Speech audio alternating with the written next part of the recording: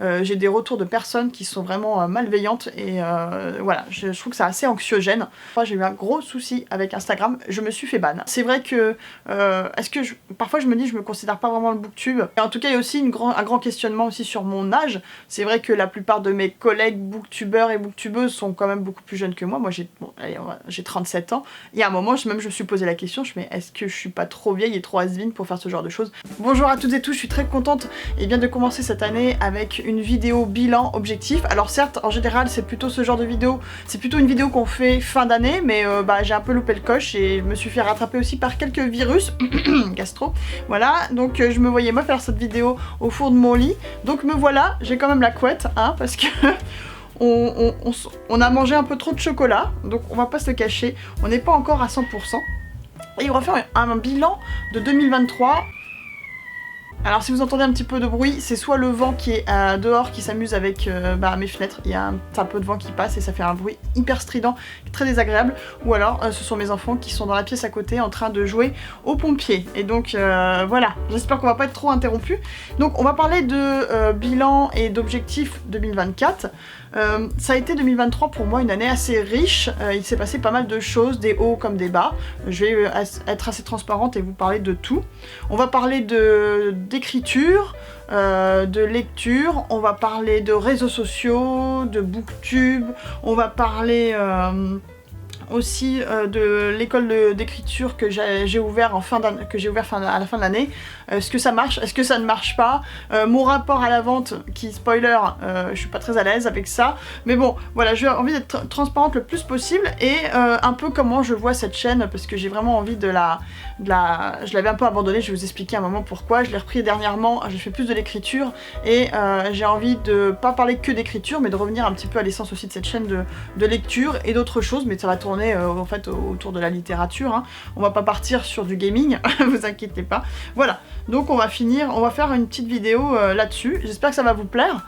Et bien c'est parti. Donc j'ai décidé, oui je vais regarder souvent mon téléphone parce que j'ai pris trop de notes, mais je crois que je vous l'ai déjà dit, je sais plus, et je radote. Donc on va parler d'écriture, cette année pour moi a été une bonne année en écriture.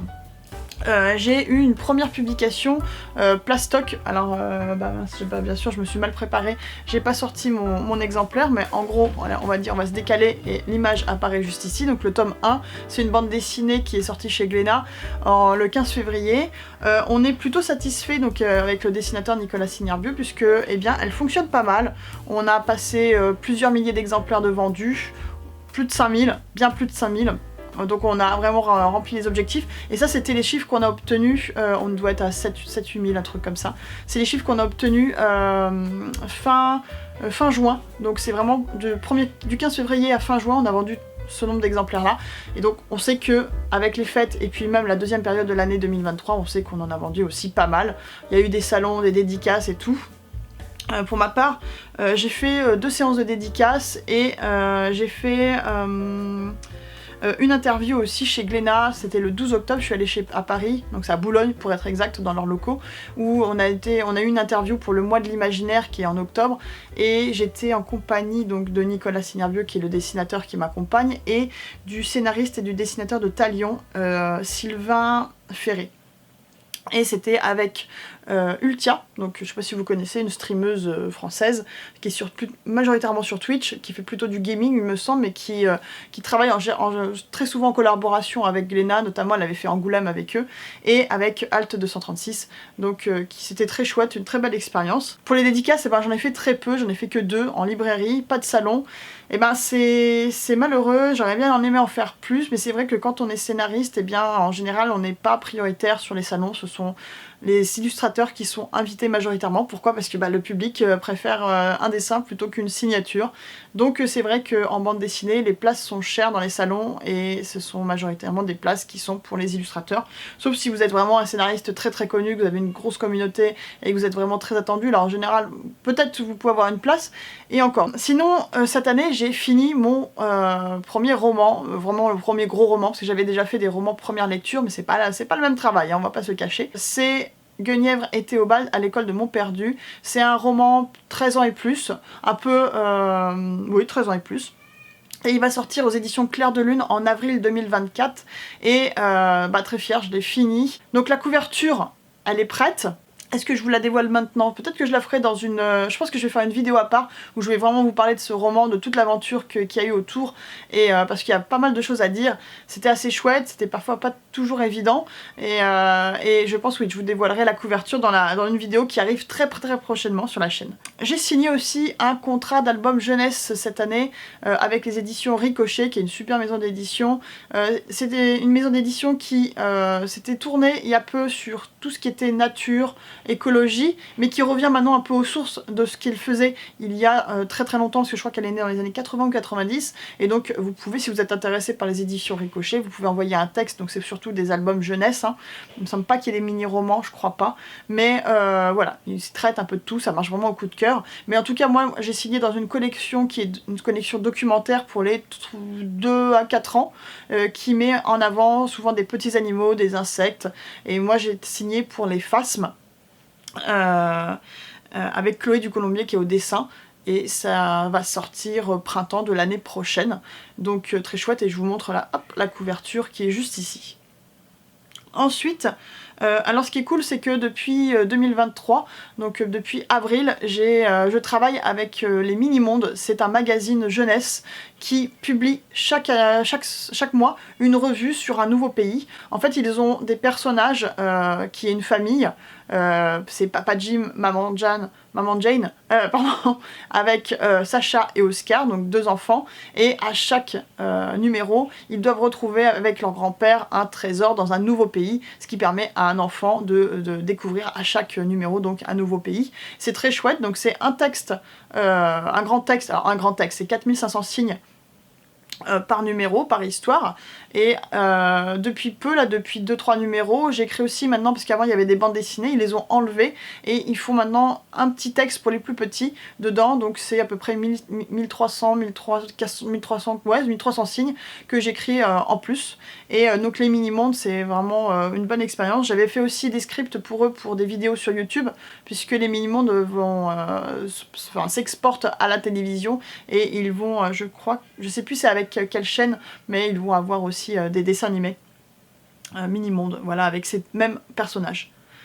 Ensuite, qui dit tome 1 de Plastoc, c'est une trilogie, je vous parlais tout à l'heure de la bande dessinée, donc là moi j'ai fini d'écrire le tome 2, et j'ai écrit aussi le synopsis du tome 3 que j'ai proposé donc à l'éditeur. Pour l'instant j'ai pas encore de retour, donc j'espère que ça va passer, et 2024, je vais m'atteler donc à l'écriture du tome 3, et donc la trilogie sera terminée. Je m'attelle aussi à un nouveau roman. Je vais pas dire trop pour l'instant c'est le projet secret, c'est un roman, là cette fois-ci je n'ai pas d'éditeur, c'est vraiment je pars de zéro. Le but ça va être en 2024, ça va être un de mes objectifs, c'est de réussir à trouver un éditeur intéressé. J'en ai un en vue qui me plaît énormément, et on va tout faire pour l'avoir, je vous tiens au courant pour 2024. Alors j'ai plein d'autres projets, notamment en album jeunesse. J'ai aujourd'hui des enfants de 3 ans, et c'est vrai que je leur lis des histoires d'album jeunesse, et ça me redonne envie d'écrire, puisque c'est ce que je faisais il y a très longtemps, mais j'avais laissé de côté un peu les albums, ça m'intéressait moins, et j'ai bien envie de retourner un petit peu là-dedans.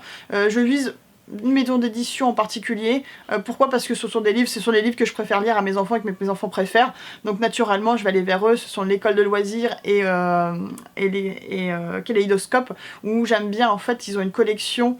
Alors je sais plus si c'est la collection Pastel ou c'est la collection Luluancy, je crois, où en fait ce sont des histoires assez courtes avec des chutes rigolotes.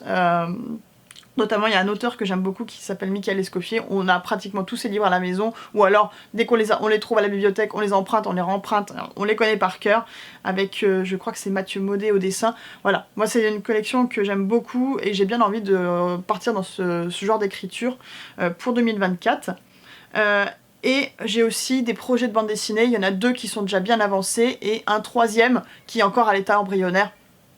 Et peut-être, j'espère, réussir à avoir un contrat bande dessinée à nouveau pour 2024. Voilà. Donc ça, c'était tout ce qui touchait l'écriture. Et maintenant, on va passer à la lecture. Ou alors, les réseaux sociaux. Non, on va faire la lecture. Alors, 2024 a été un petit peu compliqué, puisqu'il y a un moment, surtout, je dirais, entre avril à septembre, ça a été assez long, une grosse panne d'écriture, mais panne d'écriture au point de grosse panne de lecture, pardon, au point que la lecture me dégoûtait. C'est bizarre à dire ça, mais vraiment pas du tout envie de lire, et même ça me faisait presque plus rien d'aller en librairie, de toucher un livre, d'aller voir les livres, de regarder les nouveautés, ça... Non, donc dans ces cas-là, quand ça m'arrive de temps en temps, je me dis c'est pas grave, ça reviendra, je veux pas me dégoûter de la lecture, surtout pas, bah tant pis, j'arrête de lire. Donc, mais vraiment, hein, genre plus de romans, plus de BD, mais ça m'a fait du bien de faire cette pause, et c'est pour ça aussi la raison là j'empiète un petit peu sur les réseaux sociaux, c'est aussi une des raisons pour laquelle YouTube, à un moment, bah, j'ai arrêté, parce que comme YouTube à la base de cette chaîne, c'est vraiment une chaîne où je donnais mes retours de lecture, bah vu que j'avais rien à vous présenter, je me voyais pas trop, je voyais pas ce que je pouvais faire. Donc voilà. Et un peu de remise en question sur cette chaîne où j'avais l'impression, voilà, on va parler de réseaux sociaux en même temps, mais c'est vrai que sur YouTube, il y a eu un moment où je me suis dit, bon, j'ai un peu fait le tour, les updates lecture, les book hauls et tout. Enfin, il y a un moment ça me plaisait plus trop, donc je me dis c'est pas grave, je fais une pause, je sais que ça me redonnera envie, ce qui est le cas aujourd'hui, j'ai envie de recommencer, donc bah c'est chouette, parfois, comme quoi il vaut mieux parfois faire des pauses et recommencer. Donc la lecture, ouais, ça a été compliqué, c'est revenu petit à petit, mais plutôt via la bande dessinée, donc bah c'est parti, j'ai acheté pas mal de bandes dessinées, j'en ai lu pas mal aussi par la médiathèque, je vous ai fait une petite sélection, alors attendez, elle est là, et bah, je vais vous présenter ça vite fait, et je pense que je vous ferai une vidéo peut-être si ça, où il y a certains tomes qui vous intéressent plus. Rapidement j'ai lu, donc si vous connaissez Les Piliers de la Terre, donc c'est un roman de Ken Follett, et Glénat l'a édité, le propose en bande dessinée maintenant. Ça sera en 6 tomes, j'ai lu le premier, j'aime bien, c'est que, alors déjà c'est costaud hein, parce que c'est magnifique, les illustrations. Donc c'est adapté par Didier Alcante et Steven Dupré. C'est en 80 pages, un truc comme ça. 95 voire même 100 pages, il y a de quoi lire, c'est assez dense, et bah, voilà, vous en avez pour votre prix, vous en avez pour votre argent plutôt, ça se dit pas ce que je viens de dire. Ensuite, très bonne lecture que j'ai eue, c'est ça je l'ai vu pour mon anniversaire, c'est Et à la fin il meurt, de Louis Luby chez Delcourt. C'est très chouette, c'est en gros tout un questionnement autour des contes. Elle analyse vraiment les contes, le dessin est très chouette, et c'est très rigolo. Elle va vous expliquer les contes aux sources, comment ils ont été créés, la vraie histoire des contes, les contes Cendrillon notamment, qui est à mourir de rire. Il y a des choses qui sont vraiment glauques, voilà. C'est vraiment très chouette, je vous le recommande. Je l'ai fait pas mal tourner dans mon entourage, et à chaque fois les gens étaient unanimes, ils ont adoré. Je me suis procuré aussi, c'est celui qui a gagné Angoulême, La couleur des choses. Alors c'est très spécial à l'intérieur puisque c'est ce genre de dessin. On a l'impression, en fait c'est une vue du dessus avec les personnages, ce sont des ronds. Graphiquement c'est très spécial, mais on se prend vite au jeu. C'est très graphique. L'histoire est sympa, je dirais que l'originalité est plus dans les graphismes. Je trouve ça très chouette. J'ai l'impression, moi étant une joueuse de jeux de rôle, j'ai l'impression de voir un jeu de rôle ou alors un jeu vidéo un peu indé. Enfin voilà, moi j'ai beaucoup aimé. En tout cas c'est très original. Non, c'est de là-bas. Hop. Ça c'est pas mal aussi, Beowulf, j'ai bien aimé, c'est plutôt de la jeunesse. Alors c'est mis en bande dessinée, mais il n'y a aucune bulle en fait. Tout est narratif, et les dessins sont vraiment super. Tout est en noir et blanc comme ça, et ça parle d'un groupe d'enfants qui a mis sa cabane dans un arbre, et il y a un voisin qui en peut plus du bruit et qui a un pouvoir magique, c'est-à-dire que dès qu'il touche un enfant, l'enfant devient préadolescent voire adolescent, donc je m'en fous de tout, je n'ai plus envie de jouer, voilà l'antagoniste et tout, c'est assez drôle, et jusqu'à ce qu'arrive Beowulf, donc la sauveuse des enfants qui va essayer de pourfendre le méchant voisin, l'anti-enfant, quoi. Je me suis procuré aussi Tête de chien, qui était vraiment pas mal chez Dargaud. C'est vraiment pas mal, c'est l'histoire, donc c'est au Moyen-Âge. On suit des personnes qui participent, donc des chevaliers qui participent à des tournois. Et ce chevalier en question, qui est en fait une fille, et seul l'un de ses amis, qui est un chevalier également, connaît son secret. Et voilà, il va leur arriver des choses à un tournoi, etc. C'est très chouette, les illustrations aussi. J'ai bien aimé. Donc ça c'est le tome 1. Je sais pas en combien de tomes c'est prévu. J'espère en pas trop. Parce que moi je suis pas très fan des grosses séries. Mais je me dis là ils sont partis. Il y a combien? Il y a plus de 100 pages.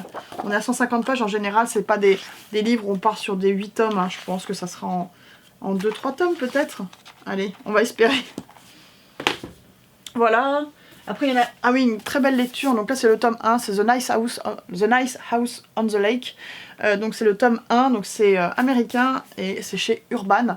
C'est pas mal, ce sont des personnes qui sont invitées par un ami commun dans une maison près d'un lac. Et bien, il se passe quelque chose, ils ne savent pas pourquoi ils ont été invités, ils ont tous des pseudos, genre le musicien, la scientifique, etc. Et il va se passer quelque chose. Alors, les dessins fait très américain, je trouve, on reconnaît vraiment la patte outre-Atlantique. Et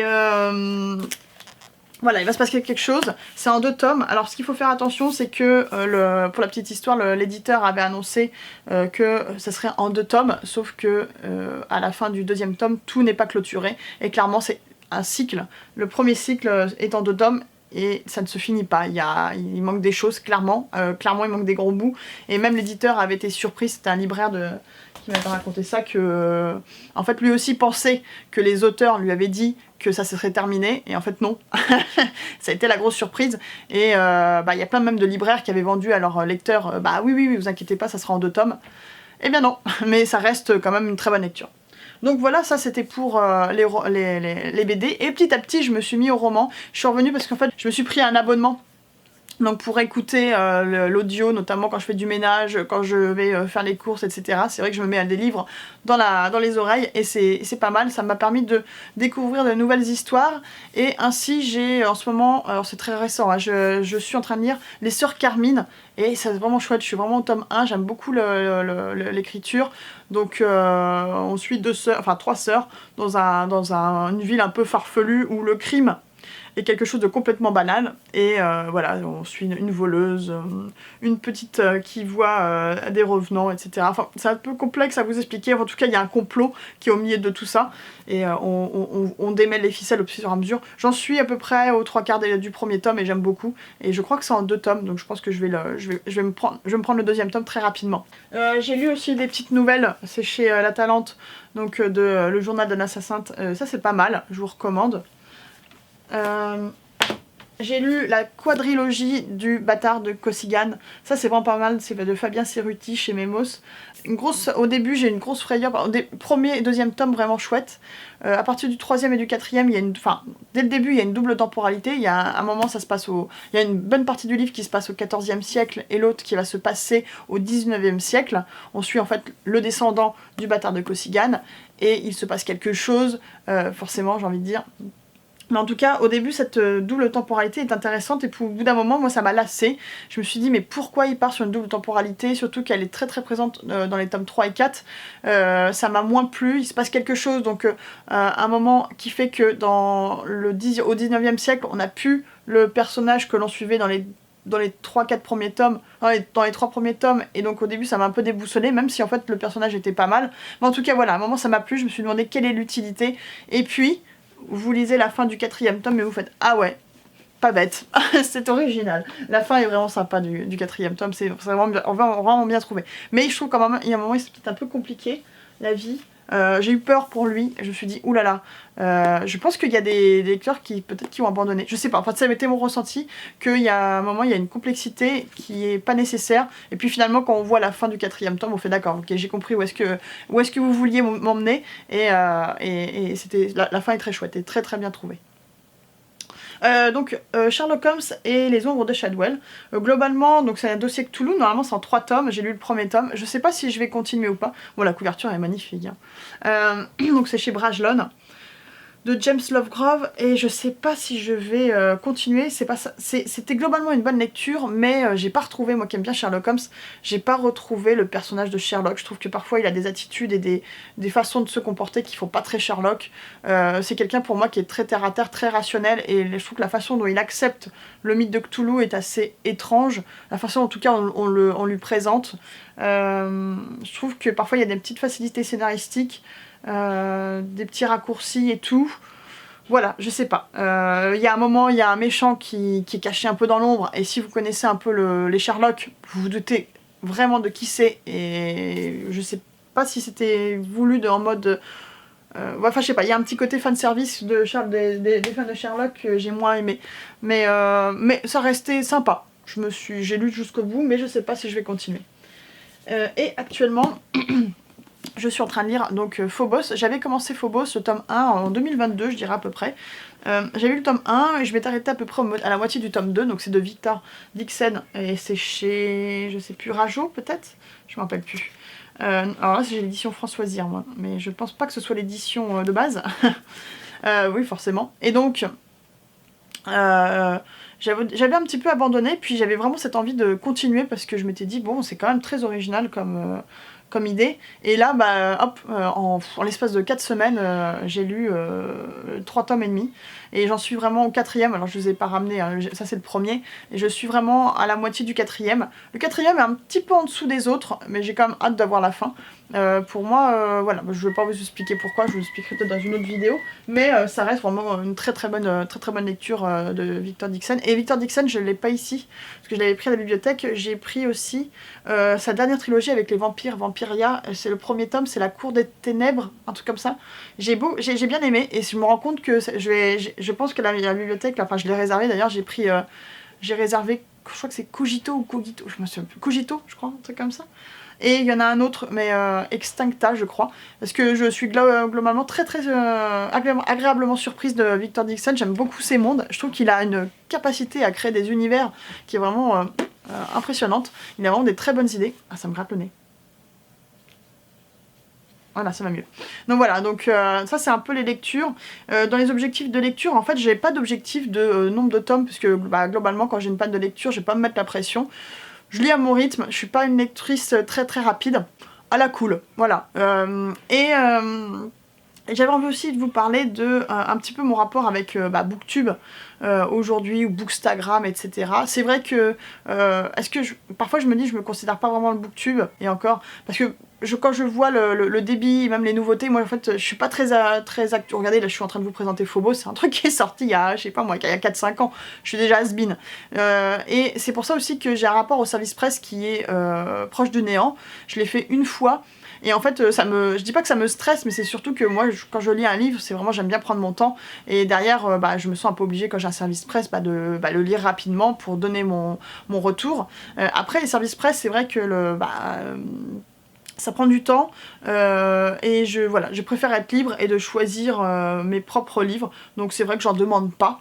Et quand on me propose, là dernièrement, il y a une belle maison d'édition qui m'a proposé, j'ai décliné gentiment parce que je leur ai dit, j'ai dit écoutez, je pense que je suis pas la bonne candidate, je mets 30 plombes, je vais lire votre livre dans 6 mois en fait. J'en ai tellement dans ma bibliothèque, dans des livres que j'ai envie de lire, et même il y a des livres que j'ai envie d'acheter qui ont passé au-dessus, enfin voilà, c'est le bazar. Mais j'ai un rapport avec ma pile à livres qui est très sain. Pas de stress, je lis ce que j'ai envie de lire sur le moment. Mais c'est vrai que si je reçois 3 livres d'un coup, ça va. Non, ça c'est pas un truc que j'ai envie de faire. Alors après le Booktube, on m'a posé une question, pourquoi tu fais pas de collaboration ? Tout simplement, je crois que je connais pas grand monde du Booktube. Donc après des collaborations, mais des collaborations pour faire quoi dans le Booktube, à part se voir en physique et se faire un peu, je sais pas moi, des petits jeux littéraires, etc. Pourquoi pas. Mais c'est vrai que une collab pour faire une collab, après pourquoi pas, si quelqu'un a des idées, moi je suis ouverte à tout. Mais c'est vrai que je suis un peu dans mon coin, et c'est pas péjoratif, hein, mais c'est comme ça, je connais pas grand monde du monde de Booktube. En tout cas pas personnellement. Je suis pas mal de monde, pas mal de chaînes. Pareil, c'est un petit peu comme les pannes de lecture, hein. Au moment où j'ai eu ma panne de lecture, par contre, j'ai fait... Bon, le Booktube, je l'ai complètement laissé tomber. Je ne pouvais plus voir un livre en photo, c'était horrible. Et aussi très contente sur YouTube, on vient de passer les 2000 abonnés, alors on a passé depuis un petit mois, 2-3 mois je crois, mais très contente. Quand j'ai ouvert cette chaîne, je pensais même pas arriver aux 1000, ça me semblait déjà compliqué parce que le monde du livre, la niche du livre, c'est quand même quelque chose de assez fermé, surtout la niche du livre. Dans l'imaginaire, je pense qu'il n'y en a pas beaucoup. C'est clair que si on a envie... J'ai l'impression qu'il y a certaines niches comme le polar qui ont l'air de mieux fonctionner. Et encore, je dis ça. Je sais pas. Mais en tout cas, il y a aussi un grand questionnement aussi sur mon âge. C'est vrai que la plupart de mes collègues booktubeurs et booktubeuses sont quand même beaucoup plus jeunes que moi. Moi, j'ai 37 ans. Il y a un moment, je me suis posé la question, est-ce que je suis pas trop vieille et trop has-been pour faire ce genre de choses? Et je crois qu'il y a un moment dans la vie, il faut se dire, non mais attends... fais ce qui te plaît et te prends pas la tête. En tout cas, moi, ça me fait plaisir, j'aime bien être là, j'aime bien partager mes livres. Donc, vous allez me voir encore pendant un bon petit moment. Parce que, et super transition sur comment je vois la chaîne dans le futur, bah je la vois bien. Non, je la vois... Là, dernièrement, j'ai fait plus de vidéos sur l'écriture, puisque bah, aussi, notamment, bah, j'ai mis en avant un petit peu mon atelier d'écriture. Est-ce que ça marche? Bof. Non, j'ai un rapport à la vente qui est assez compliqué. C'est vrai que c'est quelque chose, j'ai toujours peur de faire marchand de tapis. Voilà, j'ai proposé une petite formation que j'avais mis en réduction il n'y a pas longtemps sur mon compte, sur mon site internet. Bah, il y a quelques personnes qui l'ont prise et j'ai eu des très très bons retours, donc ça je suis très contente. C'était vraiment une formation pour aider les gens à écrire et terminer leur premier livre, donc ça c'était chouette. J'ai des demandes pour faire du coaching, donc ça je pense que c'est quelque chose que je vais faire, installer du coaching pour vous aider soit dans les albums, dans les bandes dessinées ou dans les romans sur des points précis. La bêta lecture, on m'a demandé aussi. Ça pour l'instant ça me tente moins, c'est vraiment un boulot qui est assez titanesque, qui est carrément de la lecture de manuscrits entiers, et là clairement j'ai pas le temps avec tous les projets que je vous ai donnés, plus la chaîne que je veux animer, et plus aussi Instagram dont on va parler juste après. Bah, j'ai pas le temps de faire la bêta lecture, peut-être un jour, mais en tout cas c'est pas d'actualité. Donc oui, sur cette chaîne, on va reparler de lecture, on va continuer de parler d'écriture. Je vous parlerai aussi de choses de l'actualité dans le monde de la littérature, des trucs un peu plus croustillants, des trucs un peu plus sympas que j'ai trouvé et tout. Je pense que ça va vous plaire. Je vais parler de quoi? Bah, un petit peu de mon... Peut-être que je vais essayer un peu le vlog, je vais voir. C'est pas un exercice qui est facile parce que quand même quand je me travaille dans un salon ou même pour des dédicaces, puisque comme j'ai mon roman qui va sortir, j'espère que bah, je vais bouger un petit peu et je vais peut-être aller sur Paris ou même voir Bruxelles, il m'a dit mon éditeur, pour faire des interviews télé, j'avoue, et radio, j'avoue que ça m'angoisse un petit peu, mais on va voir, je vais essayer de les documenter et vous montrer un petit peu l'envers du décor, un petit peu comment ça se passe quand la promotion d'un livre. C'est quelque chose qu'on montre pas toujours. Et voilà. Et donc, il faut que je m'entraîne un peu à faire du vlogging parce que clairement, je suis quelqu'un qui est plutôt quelqu'un d'introverti. Donc oui, de me trimballer dans les allées d'un salon avec ma caméra et parler à ma caméra, en sentant les gens me regarder en mode mais qu'est-ce qu'elle fout celle-là, c'est qui, pour qui elle se prend, ça me rend pas méga à l'aise, voilà. Donc on va essayer de faire un petit travail sur soi, et parce que je pense que ça peut être quand même très intéressant, et surtout il y a quand même tout un défi technique d'avoir un bon son, une belle image, de pas faire un truc trop dégueu, pas avoir la tremblote pendant que je filme, donc voilà, on va essayer de faire quelque chose de propre. En 2023, mais ça avait déjà commencé aussi en 2022, j'ai aussi pas mal travaillé sur TikTok, alors ça a vachement fonctionné, ça a très très bien fonctionné, j'ai une entre 30 et 35 000 abonnés je dirais, j'ai perdu le compte, mais je gagnais un petit peu d'argent, j'étais à peu près à 100-200 € par mois, ce qui est pas négligeable, hein, on va pas se cacher, et pour autant je pense que je vais pas continuer, on va voir, parce que sur TikTok il y a un côté très toxique qui me plaît mais pas du tout, j'ai des retours de personnes qui sont vraiment malveillantes, et voilà, je trouve que c'est assez anxiogène. Ça me dérange vraiment. Donc voilà, donc TikTok, je suis pas très très fan. Je me suis remis sur Instagram où je trouve que c'est beaucoup moins anxiogène, c'est beaucoup plus posé sur Instagram. Le problème c'est que en 2023 j'ai eu un gros souci avec Instagram, je me suis fait ban. Voilà, Instagram m'a dit non. Parce que en fait j'avais un compte où tout à coup je me retrouve avec plein d'abonnés, je me dis waouh super, mon compte a buzzé, puis je regarde, je fais bah non, mes reels sont pas fait plus de vues que ça, et en fait tout simplement j'ai eu plein de personnes qui se sont abonnées à mes comptes, mais genre Jean-Mich Trucmuche qui fait de la musculation, Ethan des États-Unis, diététicien, enfin voilà, des trucs qui n'ont rien à voir, des gens qui s'abonnent mais qui sont pas du tout intéressés par les livres, et donc là je me suis dit bon ok, bon bah je vais faire le tri, j'ai des abonnés, j'ai dû faire un truc genre 200 désabonnements en une journée. Instagram m'a dit oulala non, tu fais pas ça. Et ils m'ont dit bah vous êtes bloqué pendant quelques jours. Donc bon, je suis bon d'accord, ok chouette. Moi je me retrouve avec des trucs de merde, je fais le ménage et je me fais ban pour ça.